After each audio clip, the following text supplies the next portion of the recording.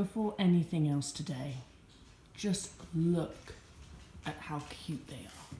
Hello. So today I'm reading a message that I got from Abby, Niamh and Romy. I hope I said that right. Not so sure about the Niamh one, but Abby, Niamh and Romy. Hi Tabitha, we are currently inpatient at an eating disorder unit for adolescents and we are finding it hard to cope with food and weight gain and letting go of our anorexic identities. We are worried because we have been told that there are new anorexic patients coming in next week, and we are worried seeing them struggle, and if they look physically more ill than us, then that will trigger us and set us back in recovery.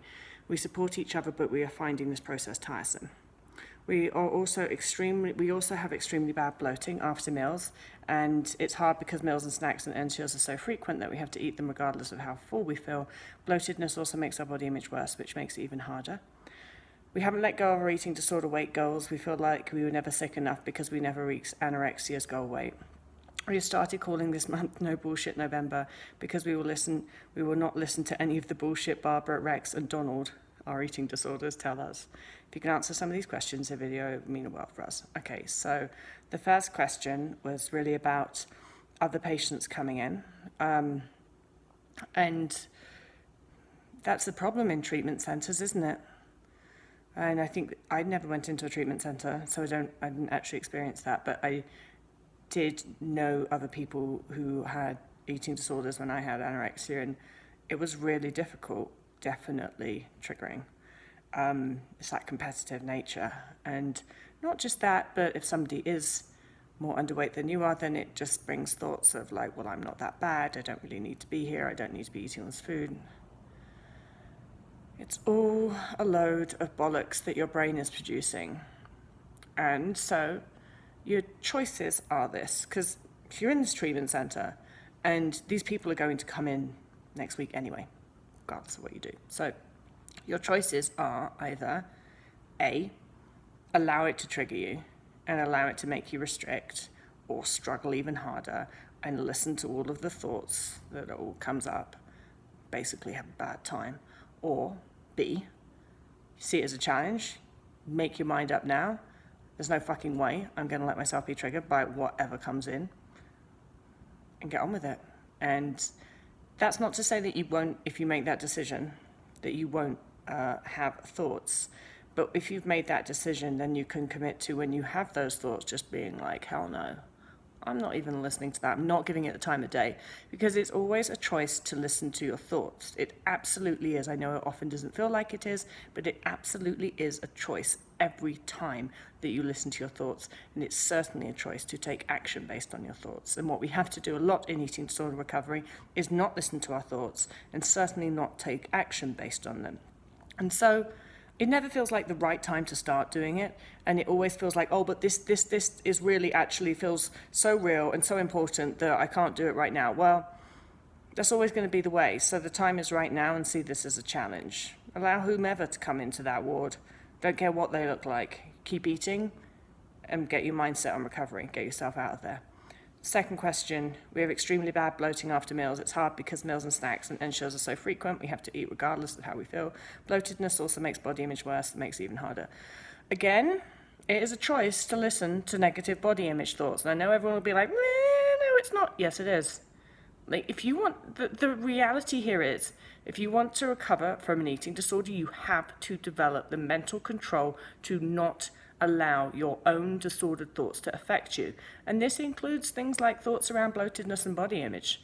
And once you make the decision, I'm not going to allow these thoughts to affect me, and get over kind of all the little tantrum that you have in the head and the victim mentality and the woe is me, it's actually, you'll find, relatively straightforward. And you'll discover it really is a choice not to allow those thoughts to affect you. And body image is going to be one of those ones that some of us have really bad body image stuff, some of us don't. Regardless of what it is, it's your deal. If you do have a horrendous amount of body image thoughts, then it is your deal that you've got to work out how to ignore them and get on with it. Bloatedness is really common in recovery. It sucks. It's just part of it. It's certainly not a reason to eat less. In fact, think about it this way. Your body is being bloated because it's not used to eating enough food. It needs more practice. And so I know it's hard in a treatment center to eat even more than you're being given, but that's really the mentality that you need to get in. My body evidently needs more practice digesting food because it can't do it very well. So eat even more if you can. We haven't let go of our eating disorder weight goals. We feel like we are never sick enough. We were never sick enough because we never reached anorexia's goal weight. Oh, well, since when was recovery about listening to what anorexia said? So that's why you went wrong there. Don't. You won't recover if you listen to what anorexia says. If anorexia is saying you're not sick enough because you didn't get to your goal weight, guess what you do with that? Absolutely nothing. It's another thought to ignore. All of these are really wonderful opportunities to practice neural rewiring and to practice thought control, mental control. You can do it. A lot of the time it's more like, I don't want to fight these thoughts, because it's kind of like an indulgence to go into them, and it's a weird sort of dynamic that we get ourselves into. But if you want to recover, and believe me, you absolutely should, if you want to recover, you're going to have to learn how to not listen to your eating disorder and in fact do the exact opposite. So if your eating disorder is saying you aren't sick enough and you shouldn't eat as much because you didn't reach your goal, like disordered weight, then you eat more food to prove to yourself. Your actions in eating more food will prove to your brain that actually that thought is completely irrelevant because I didn't act on it. Does that make sense? You guys seem really sweet, and it's great that you're supporting each other in treatment, but you also have to support each other in not listening to disordered thoughts. I'm imagining you're relatively young, which is great. It means that you could get recovered and you could get on with a heck of a lot of your life. And I thoroughly encourage you to do that. Don't even waste a second listening to eating disorder thoughts.